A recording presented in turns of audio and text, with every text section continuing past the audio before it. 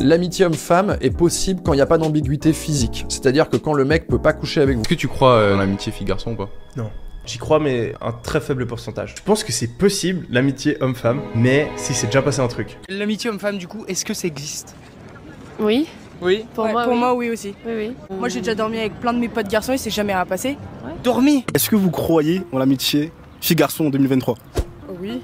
Moi oui, moi oui. Il y a des gens, c'est souvent les mecs j'ai l'impression, qui pensent que vraiment l'amitié homme-fille n'existe pas. Premier degré. Je trouve ça super bizarre de penser comme ça, tu vois. Qu'est-ce que tu penses de l'amitié homme-femme? Je n'ai jamais eu une amie fille de toute ma vie. Tu sais, on dit souvent c'est juste des amis. Mais combien de fois c'est juste un ami a fini en cœur brisé, en tension silencieuse ou en distance soudaine sans aucune explication.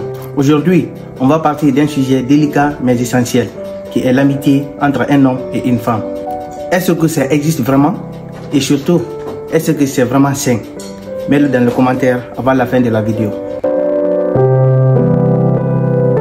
Pour répondre à la première question, si l'amitié entre hommes et femmes existe, je dirais oui, elle existe. Mais elle n'est pas automatique. Elle est plutôt fragile. Elle repose sur une condition essentielle qui est la clarté émotionnelle. Trop souvent, on se jette dans une relation amicale alors qu'on a une attirance. On espère secrètement que l'autre finira par voir ce qu'il rate. Mais on joue la carte de l'ami. C'est une illusion dangereuse parce qu'elle crée une dette émotionnelle silencieuse. Qu'est-ce que chacun cherche inconsciemment? Un homme peut être attiré physiquement, mais se dire, je vais patienter, peut-être qu'un jour, elle me verra autrement. Une femme, elle peut apprécier l'attention, la sécurité, la présence masculine, sans pourtant avoir une attirance amoureuse. Donc les besoins sont différents. Et ce déséquilibre émotionnel, même s'il est invisible au début, finit par créer un malaise. Les trois zones de la tension émotionnelle. La première zone est la proximité physique. Les câlins, les regards, les petits gestes affectueux peuvent entretenir une ambiguïté. La deuxième zone est les confidences intimes. Quand tu es la première personne qu'elle appelle quand ça va mal avec son petit ami, tu deviens plus qu'un ami. Tu deviens le substitut émotionnel. Et la troisième zone est le temps partagé. Plus vous passez du temps seuls ensemble, plus l'intimité émotionnelle grandit. Et les frontières se floutent. À partir de quel moment l'un d'eux tombe amoureux ou amoureuse? C'est le tournant. Celui qui ressent plus va vivre une tension permanente. Dois-je lui dire ce que je ressens? Et si je lui dis, est-ce que je perds tout? Et si je ne lui dis pas, est-ce que je souffre en silence? Et ces questions tombent de temps en temps. Et là, il n'y a pas de 36 solutions. Il faut de la clarté et l'honnêteté. Car rester dans le silence, c'est trahir à la fois l'amitié et toi-même. Tu es en couple, mais tu as une meilleure amie à qui tu racontes tout? Ou alors tu es une femme et ton copain ne supporte pas ton ami d'enfance? Ce n'est pas forcément de la jalousie toxique.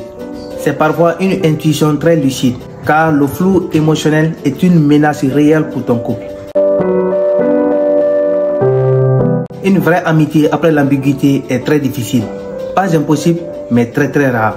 Car une fois les émotions sont montées, il reste toujours une trace. Et même si les sentiments partent, la relation va forcément changer. Il y a un avant et un après. L'amitié homme-femme peut avoir forcément des règles de fonctionnement. Mais là, je te donne 5 qui sont vraiment les plus puissants. La première règle, ne sois pas un plan B émotionnel. La deuxième règle, si tu ressens quelque chose, dis-le. La troisième règle, respecte les partenaires respectifs. La quatrième règle, fixe des limites. Pas de flight, pas d'ambiguïté. Et la cinquième règle, vérifie souvent. Est-ce que cette relation me fait du bien ou ça me frustre? Pour la petite histoire, j'ai eu une amie. On se parlait tous les jours, on se disait tout. Mais plus je l'écoutais, plus je tombais amoureux d'elle. Alors, j'ai pris mes courage et je lui ai avoué ce que je ressentais. Elle m'a regardé et m'a dit ceci. Tu es une personne géniale, mais je n'ai jamais vu les choses comme ça. Donc, on n'avait pas les mêmes visions de la chose, mais quand même, je me suis senti libéré après l'avoir avoué. Et ce jour-là, j'ai compris quelque chose. Je n'étais pas son ami, j'étais sa béquille émotionnelle. Il y a des formes d'amitié qui potentiellement fonctionnent bien. Il y a l'amitié claire et assumée où il n'y a jamais eu d'ambiguïté, ou l'amitié post-relation.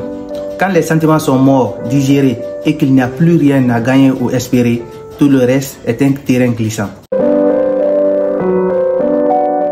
Si tu es dans une amitié ambiguë aujourd'hui, pose-toi juste une question. Est-ce que je suis heureux dans cette relation? Ou est-ce que j'espère quelque chose qui ne viendra jamais? L'amitié homme-femme n'est pas un mensonge. Ça existe vraiment. Mais c'est un chemin étroit. Et parfois, il vaut mieux être seul que de marcher à deux dans l'illusion. Si cette vidéo t'a plu, n'oublie pas de t'abonner, de liker et de partager à quelqu'un qui veut avoir une idée claire sur l'amitié homme-femme. A très bientôt pour une nouvelle vidéo.